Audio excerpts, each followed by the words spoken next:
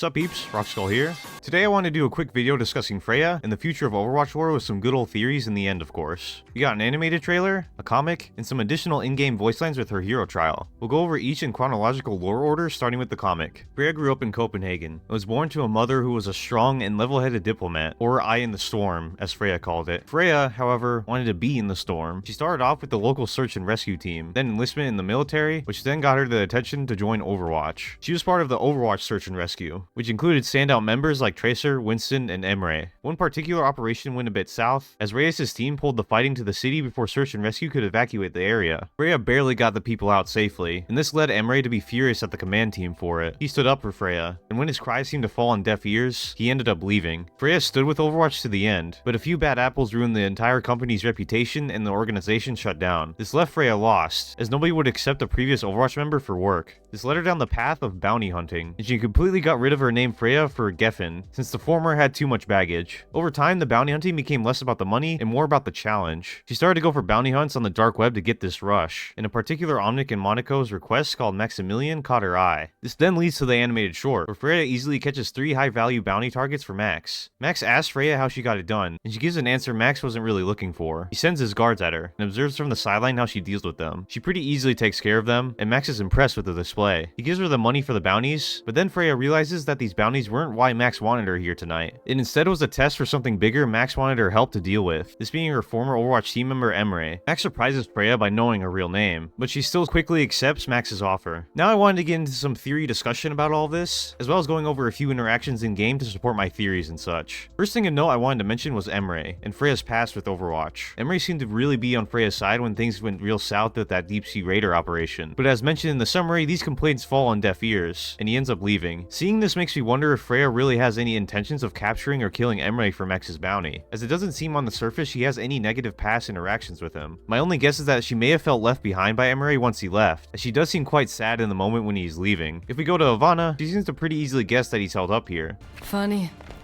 Emre always talked about retiring here. This is also where we got that Sojourn line about him a while back if you didn't know already. Emre always said he'd retire here. Wonder where he ended up. So he's definitely here for retirement. Also, like I mentioned in a bunch of previous videos, there's this big banner in Ivana that states there will be a community meeting in the town hall on August 5th. With everything we've gotten, I personally believe now this is where and when Freja will meet with / attack Emre, as knowing his history, he's likely to attend something like this being in the area. August 5th is also when I'd assume season 18 starts, so maybe they wanted to release something big lore related for the season like an animated short. Don't quote me on that one fully though, as I could equally as likely see it just being a quick comic. But with that new animation style they got, I'm assuming they can pump out these a bit more quickly. Anyway, I should say that I don't think Emre himself is going to be a hero just yet. Mainly because we know Aqua is going to be the next new hero come season 18, and season 20 is going to be some kind of gladiator tank. I could definitely see Emre becoming some kind of DPS hero in the far future though. Before we get to the next section, I wanted to quickly point out Freja's surprising hatred towards Omnics with in-game interactions.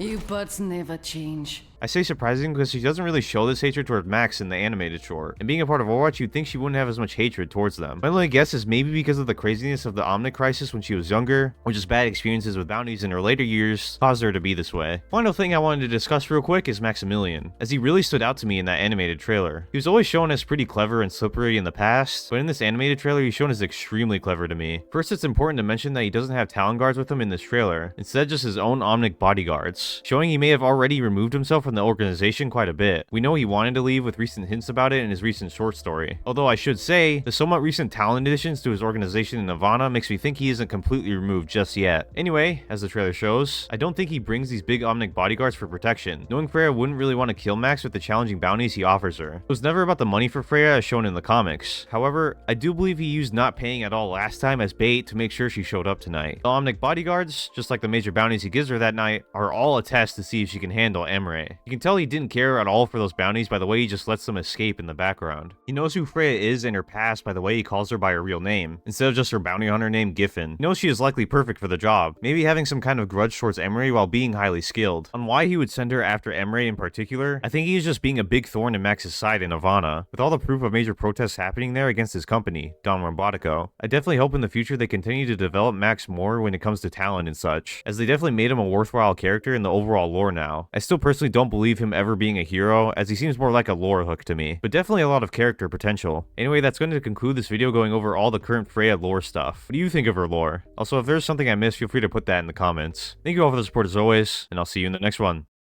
Peace. Rock skull.